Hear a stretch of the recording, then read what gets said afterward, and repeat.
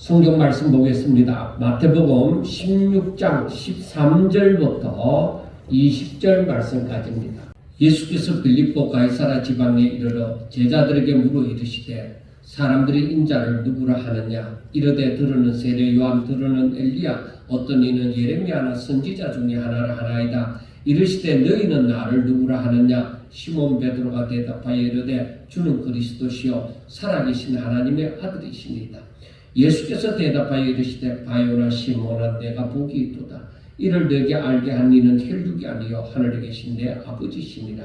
또 내가 너에게 이르노니 너는 베드로라. 내가 이 반석 위에 내 교회를 세우리니 음부의 권세가 이기지 못하리라. 내가 천국 열쇠를 내게 주리니 너가 땅에서 무엇이든지 매면 하늘에서도 매일 것이요 너가 땅에서 무엇이든지 풀면 하늘에서도 풀리리라 하시고, 이에 제자들에게 경고하사 자기가 그리스도인 것을 아무에게도 이르지 말라 하시니라. 아멘. 자, 바리새인과 사두개인들이 그 평상시에 앞에서 나오는 말씀을 보면 바리새인이 나오면 서기관들이 나와요. 그런데 여기에서는 바리새인과 사두개인들이 예수님께 나와서 하늘로부터 오는 그러한 표적을 보여달라고 하는 것입니다. 그런데 이 바리새인과 사두개인들은 다 같이 하나님을 믿는다고 하면서도 그들은 원수지간이에요. 저들은 절대 바리새인은 사두개인을, 사두개인은 바리새인을 서로 좋게 보아주지를 않습니다. 그런데 예수님의 꼬투리를 잡아서 예수님을 잡아 죽이고자 하는 데는 한마음 한뜻이 되어져 있는 것을 보게 되어집니다. 그리고 이들은 바리새인이나 사두개인들은 종교적으로나 사회적으로 지도자급에 해당이 되어집니다. 그러니까 다른 사람들의 부름을 사는 그러한 위치에 있다는 것입니다. 그런데 이들이 예수님께 나와서 얘기를 합니다. 하늘로부터 오는 표적을 보여주세요 하고 얘기를 합니다. 그런데 이 사람들이 하는 말은 절대적으로 좋은 의도가 아닙니다. 우리가 16장 1절에 나타나는 말씀처럼 예수님을 시험하여서 하늘로부터 오는 표적을 보여달라고 하는 거예요. 그러니까 예수님이 일을 행하시는 데 있어서 무엇인가 꼬투리를 잡기 위해서 하늘로부터 오는 표적을 구하였던 것입니다. 그러면 지금까지 보여준 것은 무엇이냐? 그것은 땅에서 이루어지는 것이고, 하늘로부터 오는 표적을 구하는 것은 그건 무엇이냐면은 모세 때에 하늘에서 만나가 내렸잖아요. 그리고 엘리사 때에 그때에 하늘로부터 불이 내렸잖아요. 그러니까 하늘로부터 임하는 그러한 표적을 보여달라고 하는 거예요. 그러나 우리가 예수님에게 있어서 평상시에 일어났던 그 모든 현상들을 보면은 하늘에서도 소리가 있었지요. 그리고 여러 가지 또 병자들이 고침을 받았지요. 그리고 예수님 하시는 말씀을 듣더라도 근세 있는 자와 같다고 했는데, 그러면은 예수님이 이 땅에 오셔서 행하신 이러한 표적들만 보더라도 예수님이 메시아인 것을 얼마든지 알 수가 있습니다. 그런데 바리새인과 사두개인들이 이렇게 예수님에게 와서 하늘로부터 오는 표적을 보여주세요 하고 말하는 것은, 첫 번째, 저들의 마음이 강팍해서 예수님이 평상시에 행하신 그 모든 표적이나 이적과 그 모든 기사가 자기들에게 예수님을 메시아라고 인정할 만한 그런 감동이 없는 거예요. 그러니까 마음을 딱 예수님에 대해서 닫아놓고 있다 보니까 저들은 아무리 오병이어의 기적이나 질병이어의 기적을 행하고 중풍병자가 수십 년 된 중풍병자가 낫고 귀신이 쫓겨가고 하더라도 저들은 절대적으로 예수님을 메시아라고 받아들이지를 않는 것입니다.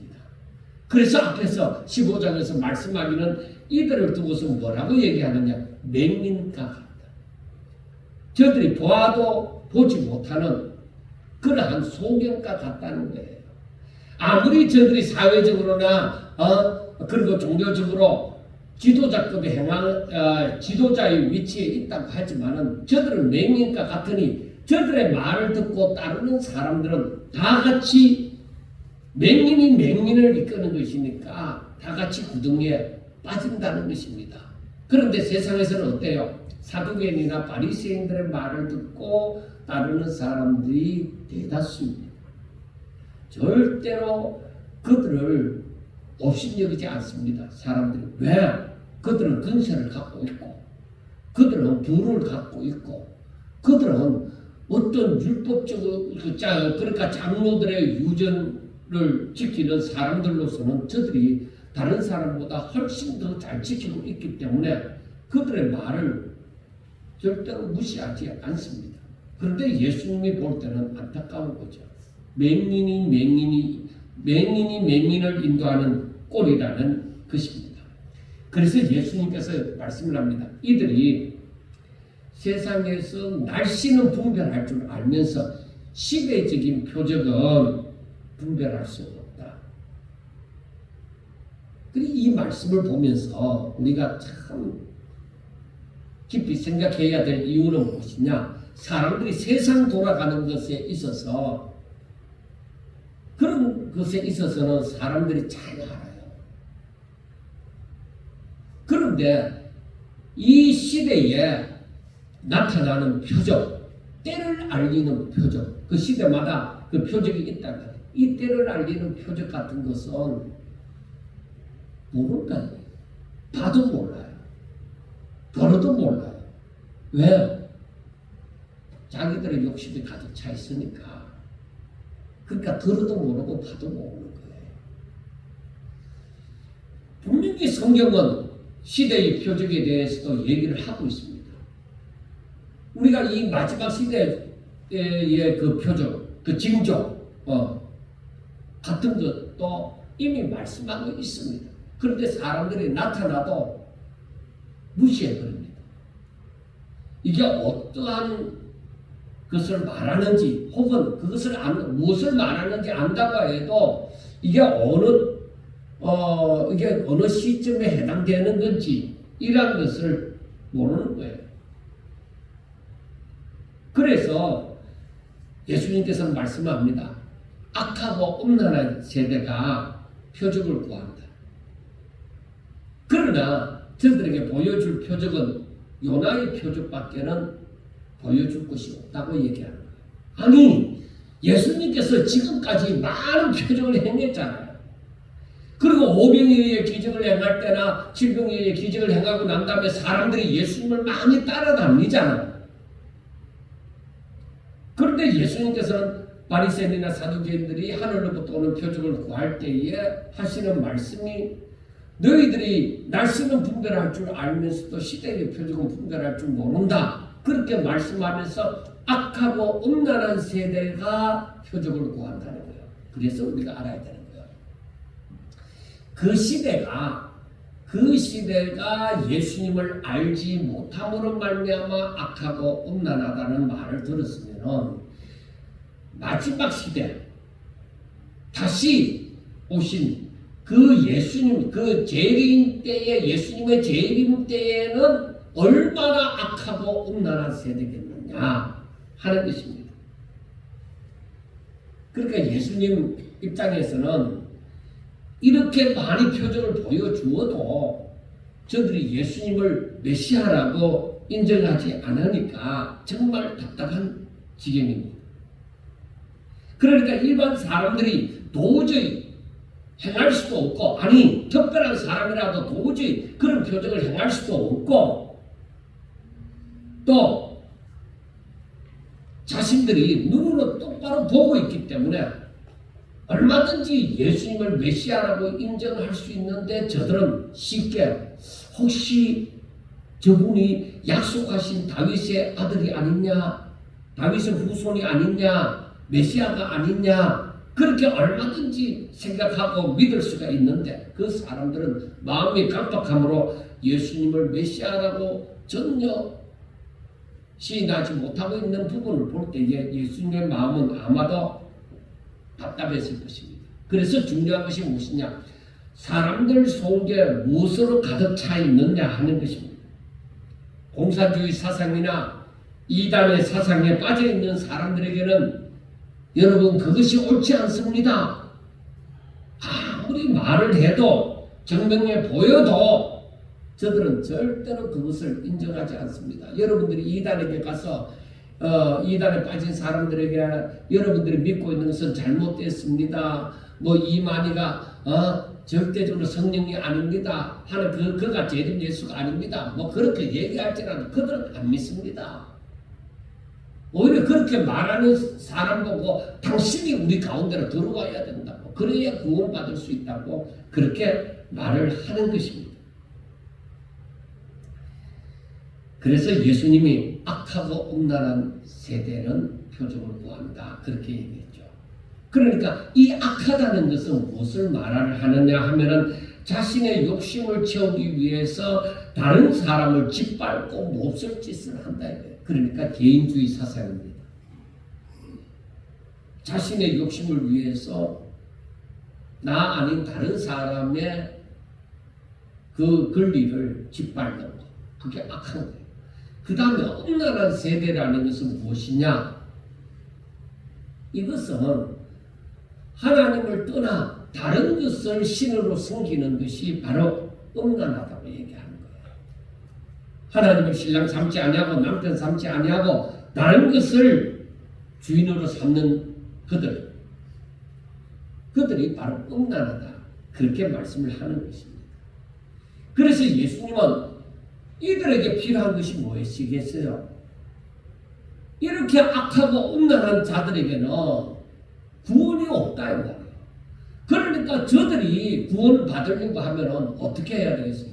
저들이 죄사함을 받고 바로 저들이 다시 하나님의 생명으로 거듭나는 것밖에 없다 이 말이에요. 그래서 용화의 표적밖에 보여줄 것이 없다고 얘기하는 거예요. 그래서 이들이 표적을 구하지만은 정말 저들에게 필요한 표적은 요나의 표적이다. 십자가와 부활이다. 그 말입니다. 저들은 아무리 표적을 행해도 저들은 믿지 않습니다. 여러분, 예수님이 여러 가지 기적을 행했잖아요. 여러 가지 이적을 행했습니다. 그런데 나중에 나오지만 예수님이 자신이 하늘로부터 내려온 생명의 산떡이다 그렇게 얘기했을 때 사람들은 도대체 무슨 말, 예수님이 무슨 말을 하는지 모르겠다. 그리고 승만찬에 대해서 얘기할 때도 사람들이 이해하지 못한다고 그렇게 많이 모였던 사람들이 다 예수님 곁으로 다 떠나버렸습니다. 그러니까 저들은 표적을 보고 예수님을 따르는 것이죠. 그런데 그 표적을 많이 볼지라도 저들에게 구원이 임하는 것은 아닙니다. 구원이 이루어지 저들에게 표적을 많이 보았다고 해서 구원이 이루어지는 거 아닙니다. 저들은 그 표적 보고 따르는 사람은 맨날 표적 보기를 원하는 거야. 맨날 표적 보기를 원하는 거야. 자, 이게 하나의 예가 될는지 모르겠지만 한번 보겠습니다. 우리들이 살아온 그 지난 날을 이렇게 보면은 능력을 받았다 하는 사람들이, 은사를 받았다고 하는 사람들이 많은 표적을 행했잖아요. 그런데 거기에 따라다니는 사람들이 전부 다 그 표적을 행할 수 있었느냐? 없었던 거예요. 그래서 그걸 행하는 사람들을 열심히 따라다녀요. 그런데 지난번에도 말씀을 드렸지만은 이 마지막 시대는 거짓 선지자들이 사람들을 미혹할 만한 표적을 행하는 거예요. 그래서 많은 사람들이 이 표적을 따라서 거짓 선지자를 따라가는 거예요. 그래서 계시록 19장에 보면은 어떻게 해요? 그 거짓 선지자들과 함께 그를 추종하던 자들이 다 멸망을 당한다 하고 말씀을 하는 거예요. 그래서 예수님께서는 아무리 많은 사람들이 쫓아다녀도 사람들이 예수님을 메시아라고 믿지 못하면 다 없거든. 저들이 십자가와 부활로 말미암아서 그들이 거듭나서 하나님의 사람이 되어지지 않고서는 저들이 구원받을 수 없다. 자, 그래서 예수님은 제자들에게 얘기합니다. 얘들아, 삼가 바리새인과 사두개인들의 누룩을 조심해라. 그렇게 말씀을 해요. 갑자기 제자들은 그 말을 듣게 되어지니까 이게 무슨 말씀인고? 바로 앞에 질병이의 기적을 행했거든. 야, 우리가 그때 남은 떡을 갖고 오지 않았기 때문에 지금 그 얘기를 하는 것이 아닌가? 저들은 이 말씀을 이해를 할 수 없었습니다. 그래서 예수님은 참 답답게 여겼습니다. 믿음이 적은 자들아, 아직까지도 내 말을 깨닫지 못하느냐? 내가 뭘 말하고자 하는지 너희들이 아직까지도 모르느냐? 이겁니다. 거의 3년이 다 되어간 시점이다. 너희들이 아직까지 나를 따라다니지만 이렇게도 모르느냐? 내 말을 깨닫지 못하느냐? 너희들이 오병이어의 기적을 행하고서 떡이 몇 강줄이나 남았고 7병이어의 기적을 행하고 떡이 몇 강줄이나 남았더냐? 그런데 왜 지금 떡 없다고 왜 걱정하느냐 이거예요. 없을 때마다 예수님께서 오병이어나 7병이어의 기적을 행하여서 많은 사람들이 떡을 먹고 남았지 않느냐? 그런데 왜 지금 떡 없는 것을 가지고 고민을 하느냐는 것입니다. 여러분들 아셔야 돼요. 사람들이 그 당시는 지금 우리가 사는 것보다 더 어렵잖아요. 우리 어릴 때 생각해 보면 압니다. 쌀밥, 그 쌀밥 그거 한번 먹으면은 쌀밥을 잘 못 먹을 시절이니까 밥이 달아요. 그리고 더구나 이래 추석 명절을 맞이해서 그 햅쌀밥을 먹을 때는 굉장히 맛이 있었습니다. 그러니까 양식이 굉장히 중요하죠. 더구나 쌀밥 같은 경우는 굉장히 중요한데 이 예수님 당시에는 더욱더 그렇잖아요. 더욱더 그렇다. 그러니까 사람들이 오랜 시간을 이렇게 지내고 많은 사람이 모였을 때는 지금도 마찬가지지만 먹고 마시는 게 굉장히 중요하다 이 말이에요. 먹고 마시는 거예요. 추석 명절에 저희들이 제가 장남이라서 그 사람들이 가족들이 전부 다 모이지만은 이 모일 때마다 열몇 명의 식구를 뭘로 해먹이느냐 이게 참 중요하다 이 말이에요. 그러니까 이 제자들에게 있어서는 먹는 문제가 굉장히 중요한 문제죠.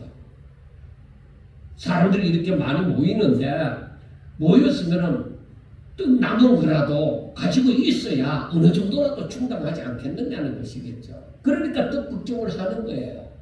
무의식적으로라도.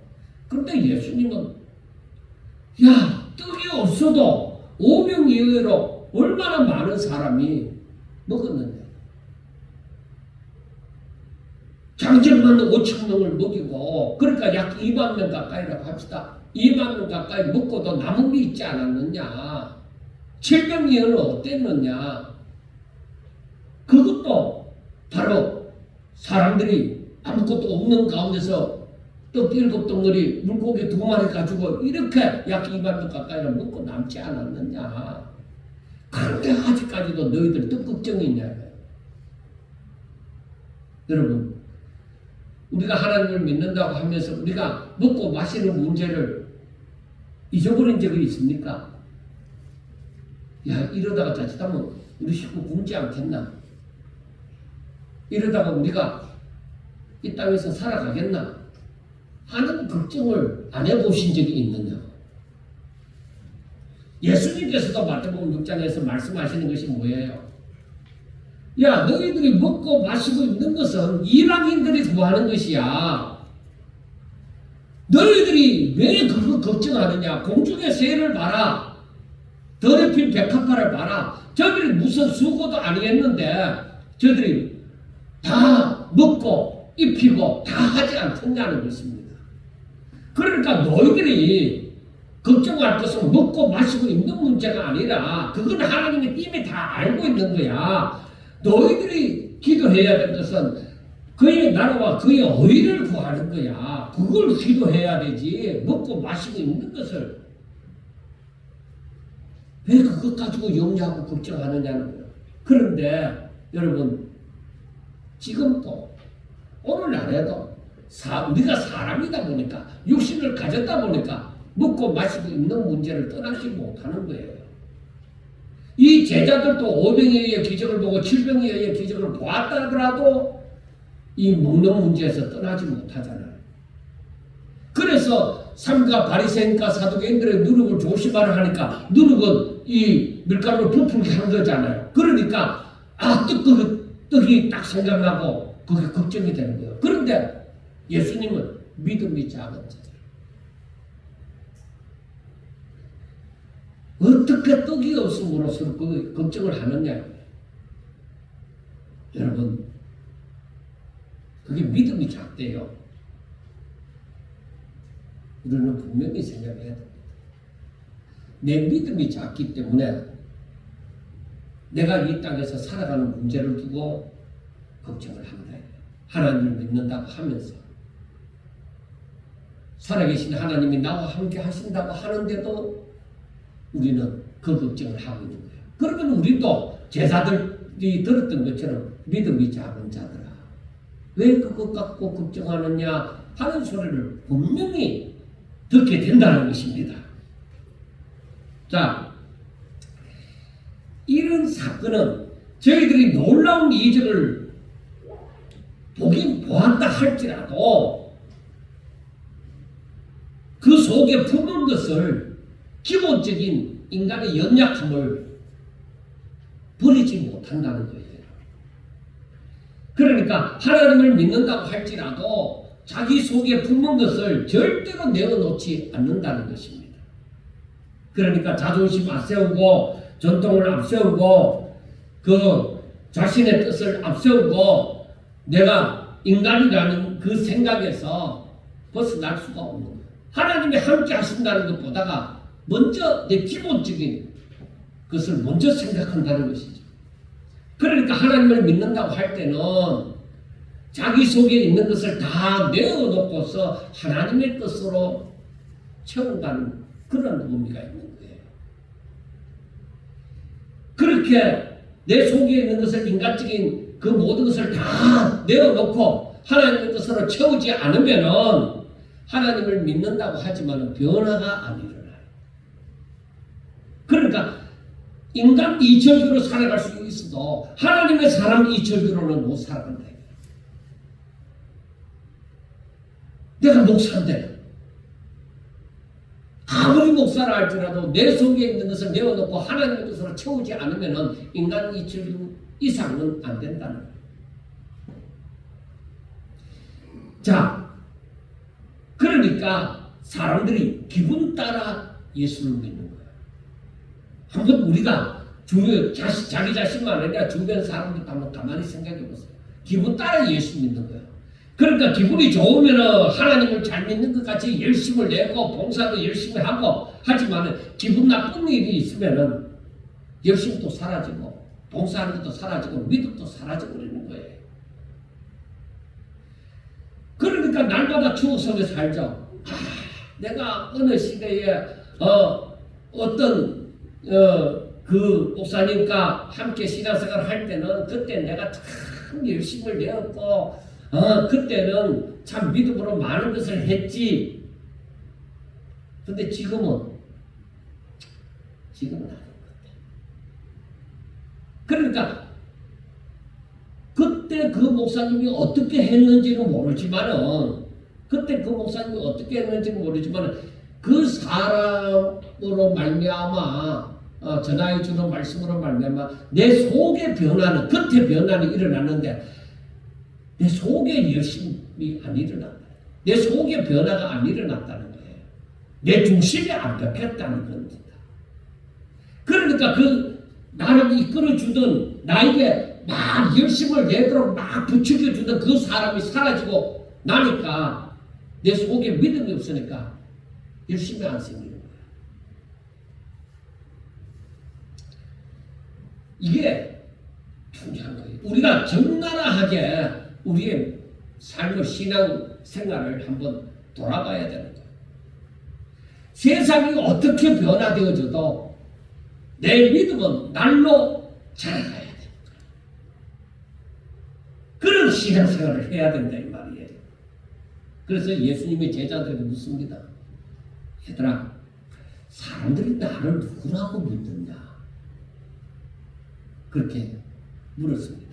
누구라고 하느냐? 물으니까 제자들이 하는 말이 어떤 사람은요 세례 요한이 죽었다가 살아났다 하고, 어떤 사람은 엘리야가 다시 왔다고 하고, 어떤 사람은 예레미야나 선지자 중에 한 사람이 아니겠느냐, 그렇게 생각을 하는 것 같습니다 하는 거예요. 자, 세례 요한도 엘리야도 예레미야나 선지자들도 그 시대에 핍박받고 사람들한테 정말 이 적대시함을 받은 일이 많습니다. 그런데 어쨌든 저들이 좋게 생각하는 세례 요한, 엘리야, 예레미야 그리고 선지자 중에 한 사람 다 좋게 생각하는 것이죠. 그런데 좋게 생각하고 예수님에 대해서 좋게 생각하고 있지만 정답이냐? 틀린다 그죠. 예수님은 메시아 틀린다 그죠. 그래 이들이 생각하는 것으로서는 구원이 올 수가 없는 거예요. 죄인을 의인되게 할 수가 없습니다. 다른 사람의 죄를 짊어지고 죽는 일이 안 일어나는 것입니다. 그래서 예수님은 제자들에게 묻습니다. 정답이 안 나왔으니까 제자들에게 물어보는 거예요. 너희는 나를 누구라고 하느냐?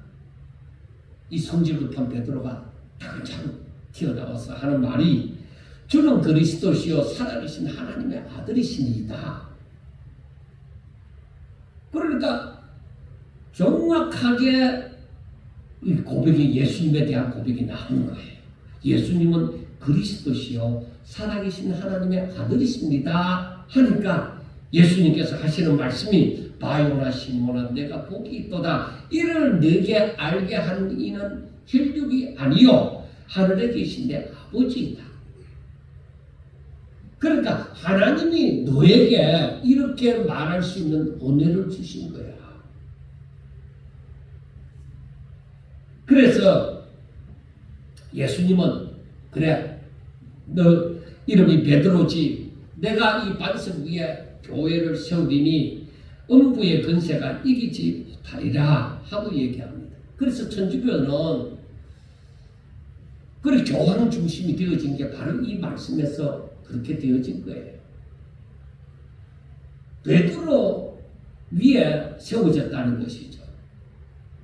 그래 이것이 신학적인 그 논쟁도 되어지는데 일반적으로 바라볼 때는 베드로가 말한 베드로가 하나님의 은혜를 입어 이 주는 그리스도시요 살아계신 하나님의 아들이십니다. 그거 고백이 마음에 든 거죠. 그게 정확한 것이죠. 그런데 베드로는 잠시 조금 있다가 사탄아하는 말을 들어요. 베드로 위에 교회가 세워진다고 하면은 그러면은 조금 있다가 사단이 되어지는 거예요. 사단의 역할을 감당하는 거예요, 베드로가. 그러니까 그건 틀린 거예요. 그러니까 주는 그리스도시요 살아계신 하나님의 아들이십니다 하는 그 말씀 위에 교회가 세워지는 거예요.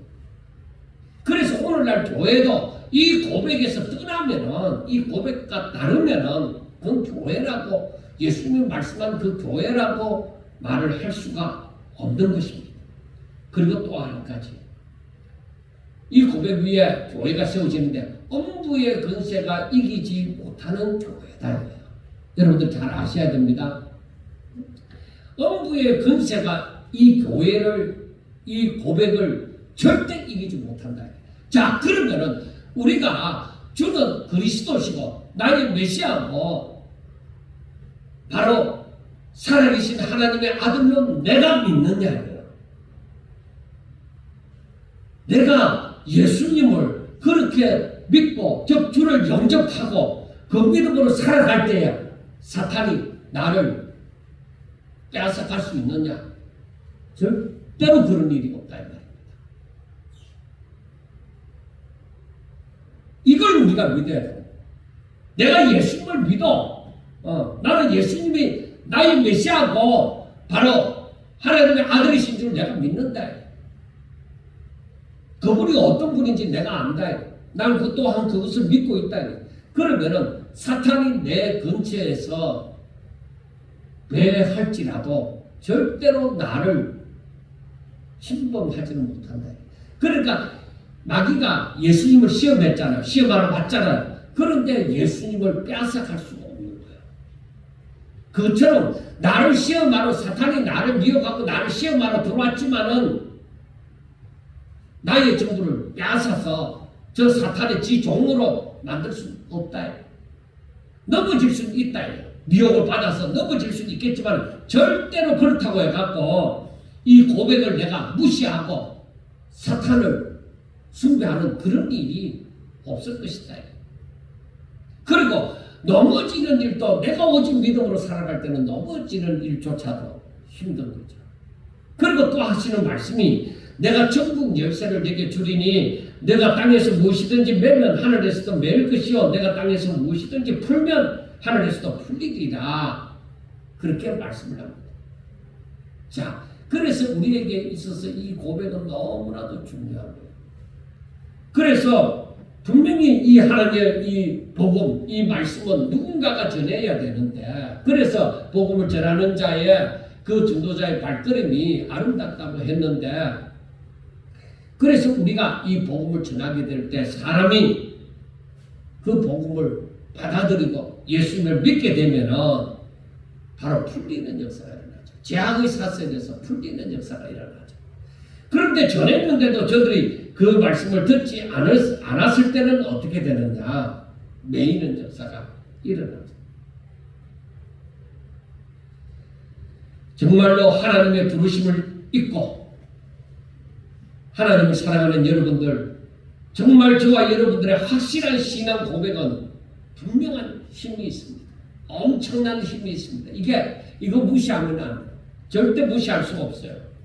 예수님을 어떤 분으로, 누구로 알고 믿느냐 하는 것은 정말 대단한 일입니다. 그래서 우리가 하나님이 누구신지 성부, 성자, 성령이 어떤 분이신지를 확실하게 아는 것은 우리 신앙생활의 가장 중요한 일이에요. 그래서 요한복음 17장 3절에 보면은 사람들이 영생을 얻기 원하는데 자, 영생이 무엇이냐? 영생은 곧 유일하신 참 하나님과 그가 보내신 자 예수 그리스도를 아는 것이 영생이다. 그러니까 내가 하나님을 바로 알고 있다고 하는 것은 내게 하나님의 생명이 들어왔기 때문에. 그리고 이 요한복음 12장 50절에는 나는 그의 명령이 하나님의 명령이 영생인 줄 아는 그 말씀이 내게 있다고 하는 것, 그 말씀이 내게 살아있다고 하는 것은 내가 하나님의 생명이 내게 있다는 증거입니다. 여러분들도 이렇게 고백을 합니까? 예수님께서 직접 영생은 이런 것이다 라고 확실하게 말씀하셨습니다. 그런데 그것을 저와 여러분들이 그러한 줄로 믿느냐는 것입니다. 믿고 행하면 내가 주는 그리스도시요 살아계신 하나님의 아들이십니다. 나는 하나님 명령이 곧 영생인 줄 믿습니다. 하는 그 고백이 내가 정말 믿고 행하는 그 고백이라면은 내 가운데, 내 안에 하나님 나라가 세워진다. 그게 사람들이 마음의 성전을 지어라 하고 얘기하지만 이 고백이 없이는 마음의 성전이 되어지지 않습니다. 내가 이 믿음을 가지고 살 때에 확실한 이 믿음을 가지고 살 때 내 안에 하나님의 나라가 세워진다 말이에요. 그러면 나라가 세워지면 어떻게 되어져? 왕은 당연히 하나님이십니다. 그리고 그의 하나님 나라의 권세가 있게 되어지는 것이죠. 나라가 세워지면 법이 있고, 그러니까 그의 명령이 곧 영생이고, 그 법이 있고, 그리고 그 권세가 있게 되어지는 것이죠. 그래서 그 법을 지켜 행하는 자에게는 뭐예요? 그 복이 임하는 것이죠. 그래서 야고보 사도가 야고보가 믿음에 대해서 여러 말씀을 하는 가운데 야고보서 2장 14절에는 이런 말씀을 합니다. 내 형제들아, 만일 사람이 믿음이 있노라 하고 행함이 없으면 무슨 유익이 있으리요? 그 믿음이 능히 자기를 구원하겠느냐 하고 얘기를 합니다. 그러니까 사람들이 나는 하나님 믿습니다.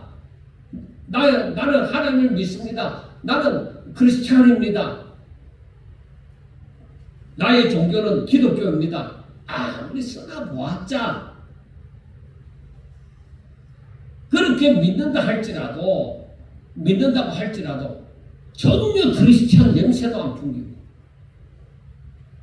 전혀 예수 믿는 사람 같지 않다. 그래 행함이 없다 이 말이야. 그러면 그 믿음이 얼마나 차 있겠느냐, 그 속이 텅텅 비었겠느냐, 아니면 꽉 차 있겠느냐. 텅텅 비어 있으면 울리는 깽가리와 같죠. 믿음의 그릇은 다 모양을 갖추고 있는데 교회도 잘 다니고 하는데 속이 텅텅 비어져 있으면 움직일 때마다 소리가 세게 나는 거예요.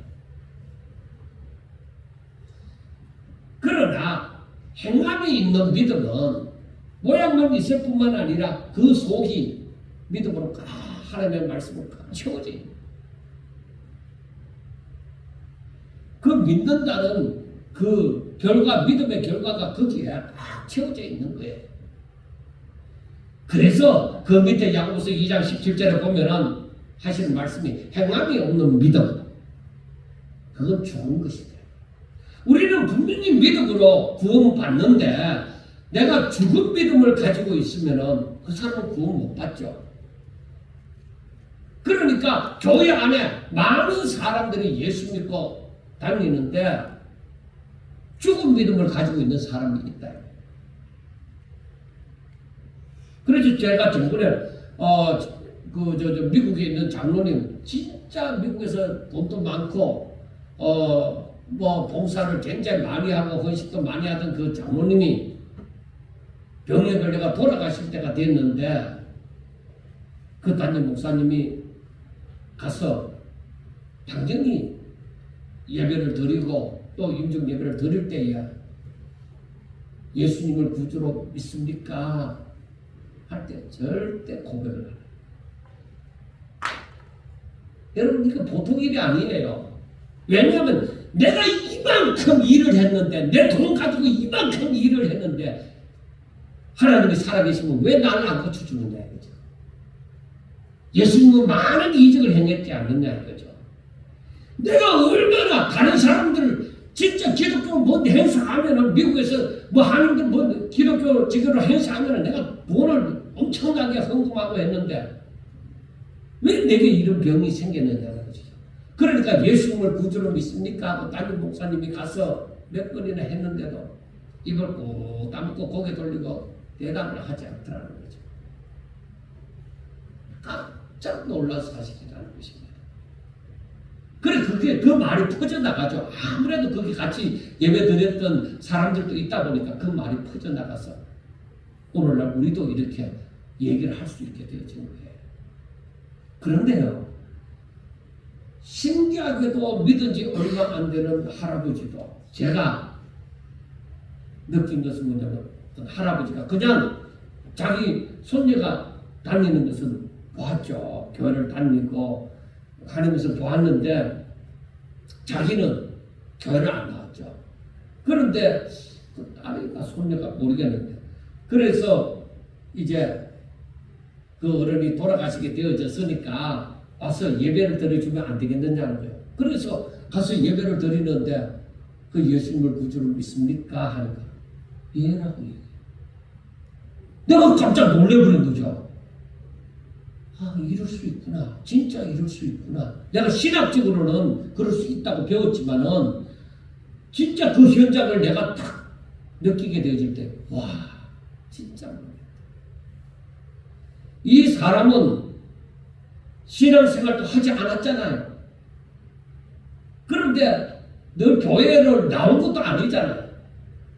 근데 마음에 있지만은 행함이 전혀 없었다 이 말이에요. 신앙생활 교회 다녀본 적도 없는데 그냥 이 사람은 뭐예요? 불 가운데서 얻은 구원과 같은 거죠. 마지막에 하나님의 복을 한 번도 누려보지도 못하고 그냥 불 가운데서 죽어가는 가운데서 건짐을 받은 불 가운데서 얻은 구원자와 같은 거예요. 그렇게 신앙생활을 한다고 열심히 한 사람이 마지막에 고백하지 못하는 것은 너무나도 안타까운 사실 아닙니까? 자, 보세요. 바리새인과 서기관, 사두개인들, 이 사람들은 뭐야? 사람들 앞에서 하나님을 잘 믿는다고 소문난 사람들이고 다른 사람들이 부러워하는 사람들이에요. 그런데 그 사람들은 어떻게 되어져요? 화 있을진저. 예수님께로부터 화 있을진저. 이 독사의 새끼들아. 그렇게 말했다는 거예요. 그리고 저들이 맹인이라고 얘기 듣는 거예요. 너희들이 멸망할 자식이라는 얘기를 듣는 거예요. 자, 그런데 자, 그 다음이 중요합니다. 자, 베드로는 훌륭한 신앙 고백을 함으로써 이렇게 칭찬을 받았잖아요. 그런데 얼마 지나지 않아서 예수님께로부터 사탄아 내 뒤로 물러가라. 너는 나를 넘어지게 하는 자로다 하는 말을 듣게 됩니다. 그리고 얼마 있지 않아서 또 베드로는 예수님을 모른다고 3번이나 부인을 하다가 통곡을 하는 일이 있지요. 이 모습이 베드로의 이 모습이 오늘날 대부분의 사람들의 신앙생활하는 모습이에요. 지금 여기까지 이 모습이. 베드로는 예수님을 사랑했어요, 안 했어요? 사랑했죠. 그래서 예수님이 하시는 말씀이 이제 곧 있으면 십자가 못 박혀 죽을 것을 예수님은 아시고 계시잖아요. 그러니까 제자들에게 얘기하는 거예요. 내가 이제 예루살렘에 올라가면은 거기 가서 많은 고난을 받고 죽임을 당한다. 그리고 사흘 만에 살아난다. 그렇게 말을 합니다. 그러니까 예수님이 죽임을 당한다는 소리를 많은 고난을 받고 죽임을 당한다는 소리를 들으니까 베드로가 화들짝 난리가 난 거죠. 왜? 저들은 뭐예요? 자기들의 지도자. 지금 예수님 때문에 자기들의 위상이 이렇게 올라가고 예수님이 제자들이 되어져 있으니까 위상이 올라가고 이런 입장에 예수님이 고난을 받고 죽는다고 얘기하잖아요. 저 대제사장들이나 저런 장로들한테 진다는, 우리 인간적으로 말하면 진다는 얘기잖아요. 고난을 받고 죽는다는 얘기는. 그러니까 베드로가 절대로 그럴 수 없습니다. 그런 일이 일어나서는 안 되겠습니다. 내가 생명을 바쳐서라도 그런 일이 안 일어나도록 하겠습니다 하는 그 정도의 열정을 가지고 있어요. 그런데 예수님은 뭐라고 얘기해요? 사탄아 내 뒤로 물러가라. 너는 하나님의 일을 생각하지 않고 사람의 일을 생각한다는 것이죠. 그렇습니다. 우리의 신앙생활을 가만히 보세요. 하나님의 일을 생각하지 않고 내 일이 잘 되기만을 바라는 거예요. 그래서 예수님께로부터 사탄이라는 말을 듣기까지 하게 될 뿐만 아니라 예수님을 3번이나 모른다고 부인하고 나서는 베드로가 그때 이제 다그고 소리를 듣잖아요. 내 믿음이 깨졌구나. 내가 끝났구나. 내가 결국에는 내 스승을 이렇게 모른다고 부인까지 했으니 이게 난 끝났구나. 그래서 통곡을 하는 거죠. 그래서 예수님은 베드로를 너무나도 잘 아시잖아요. 너가 다가오기 전에 오늘 밤에 3번이나 나를 모른다 부인한다. 그렇게 얘기하죠. 그리고 부활하고 나서서 그럼 베드로에게 찾아와서 말씀을 하죠. 베드로야, 바요나 시몬아, 너가 나를 사랑하느냐? 그러니까 베드로가 어떻게 했어요? 예, 사랑합니다. 이 사람보다 나를 더 사랑하느냐? 예, 그렇고 말고요. 그 3번이나 묻는 거예요. 그러니까 베드로의 심정은 어떻게 했어요? 정신이 바짝 드는 거죠. 여러분, 우리가 하나님의 일을 생각하지 아니하고 사람의 일을 생각하면서 신앙생활을 하는 경우가 얼마나 많이 있습니까? 그렇게 신앙생활을 하면은 우리가 바리새인이나 사두개인이나 서기관들보다 좀 낫다고 신앙생활하는 것이 좀 낫다고 얘기하는지 모르지만 베드로가 들었던 말이 뭐예요? 사탄아, 내 뒤로 물러가라. 너는 나를 넘어지게 한다고 얘기하죠. 우리가 나는 절대로 예수님을 넘어지게 하고 싶은 마음이 없다 이러지만은 나를 위하다 보니까 내 일이 잘 되도록 하려고 하다 보니까 예수님을 넘어지도록 만들어버리는 그런 존재가 되어져 버린다는 것이죠. 이게 있어서 될 일입니까? 안 될 일인데 우리가 행하고 있다는 것이죠. 여러분, 그래서 우리가 주의 말씀을 잘 들어야 되는 거예요. 예수님이 누구시냐? 예수님이 나의 전부가 되느냐? 내가 정말로 예수님으로 말미암아 내가 하나님의 자녀가 되어졌느냐? 하나님은 나를 사랑하시고 내가 행복하기를 원하시고 내가 정말로 이 땅에서 하나님의 백성으로 정말 기쁘고 즐거움을 누리면서 살기를 하나님께서 정말로 원하실까 하는 것에 있어서 예스라고 답을 할 수 있어야 된다는 것입니다. 그런데 그 예스라고 답을 한다는 것이 내 양심에서 내 가슴에 손을 얹고 내가 양심적으로 진짜 내가 그 예스라고 대답할 수 있는지를 한번 생각해 보라요. 만약에 내가 정말로 그러한 예수님을 그러한 분으로 내가 믿고 산다고 하고 그리고 내가 예스라고 대답을 할 수 있으면 여러분 여기에서 하나님으로 말미암아 하나님 안에서 예수 그리스도로 말미암아 내가 기뻐하고 즐거워하면서 행복한 삶을 살아갈 수가 있다는 결론이 나오는 것이에요. 여러분, 베드로처럼 계산하면 안 돼요. 베드로처럼 내가 땅의 것 생각하고 내 육신을 생각하면은 예수님을 넘어지게 하고 결국은 예수님께로부터 사탄하는 말을 듣게 되어지는 거예요. 그런데 예수님은 베드로가 한 그 신앙 고백 위에 교회를 세운다고 했잖아요. 나에게 정말로 그런 신앙 고백이 나와질 수 있으며 그것이 바로 나의 생명이 되어지고 나의 기독절이 되어질 때는 우리 하나님이 내가 세상 끝날까지 너희를 버리지 않고 내가 함께 하리라 하는 말씀을 하시는 거예요. 여러분, 제가 조금 전에 말씀드렸다시피 내 속에 있는 것을 다 내려놓고 정말 하나님의 것으로 내 속을 채우지 않고서는 이게 힘들어요. 제가 이 문제 때문에 평생을 내가 싸우고 또 싸웠던 것이죠. 쉽지 않다. 내가 나를 부인하기가 쉽지 않다. 내가 나를 부인하고 그 하나님의 명령을 내가 짊어지고 살아가기가 쉽지 않다.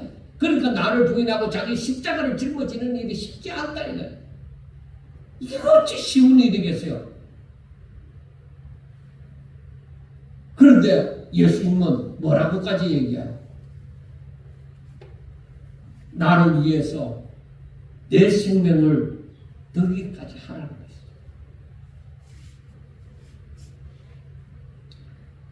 이야, 이게 쉽느냐. 그런데 예수님의 말씀은 죽고자 하는 자는, 이렇게 죽고자 했는 자는 살 것이고 목숨을 잃지 않을 것이고, 오히려 자기 목숨을 구원하려고 베드로처럼 절대로 그런 일이 일어날 수 없습니다 하고 이렇게 하던 사람은 죽는다는 것이죠. 결국은 세상 법칙대로 죽어간다는 거예요. 자, 이제 결론적으로 얘기합니다. 우리가 어떻게 살 것이냐.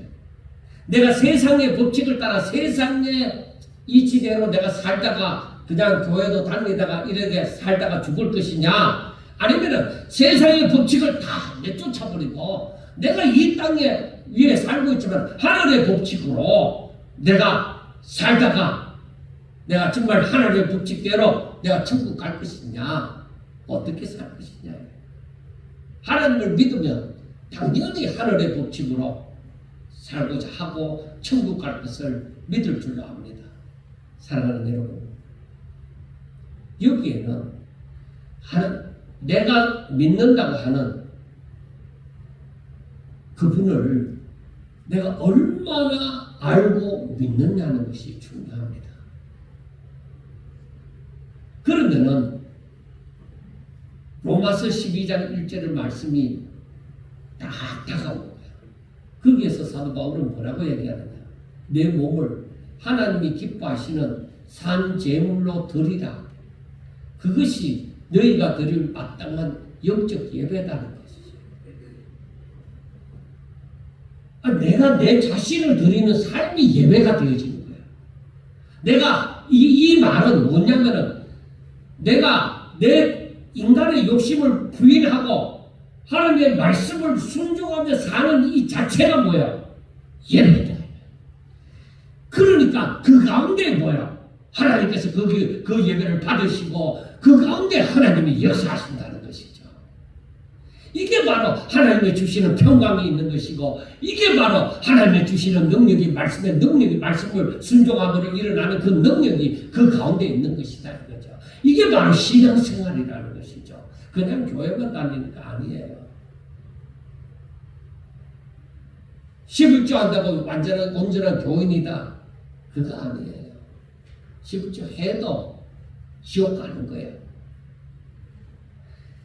그러나 가장 중요한 것은 뭘 어떻게 하라 이게 아니라 내 믿음이 나로 하여금 하게 되어지는, 내가 하나님을 알므로 말미암아 내가 하나님의 이름으로 살지 않고는 견딜 수 없는 그런 부흥이 내 속에서 일어나야 되는 거예요.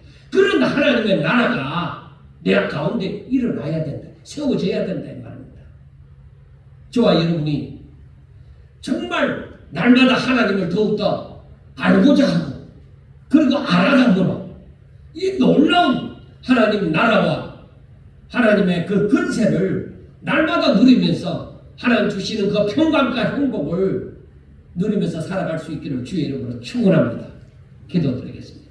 고마우신 우리 하나님, 세상의 법칙 체계를 무너뜨리고 내버린다는 것이 쉽지는 않겠지만 하나님을 믿음으로 말미암아 믿음으로 다 던져버리게 하여 주옵소서. 그리고 하늘나라의 법칙으로 하늘의 신령한 것들로 그 가운데 꽉 채워서 오직 하나님의 명령이 영생인 줄 알고 그 명령을 따라 순종하는 저희들 되게 하여 주셔서 저희들이 기뻐하고 즐거워하고 그 가운데서 행복해하며 하나님 앞에 예배드리며 하나님 앞에 영광 돌리는 그런 하나님의 아름다운 성도들이 다 되게 하옵소서.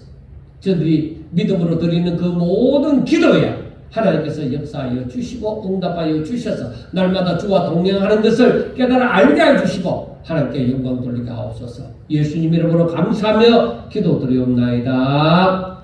아멘.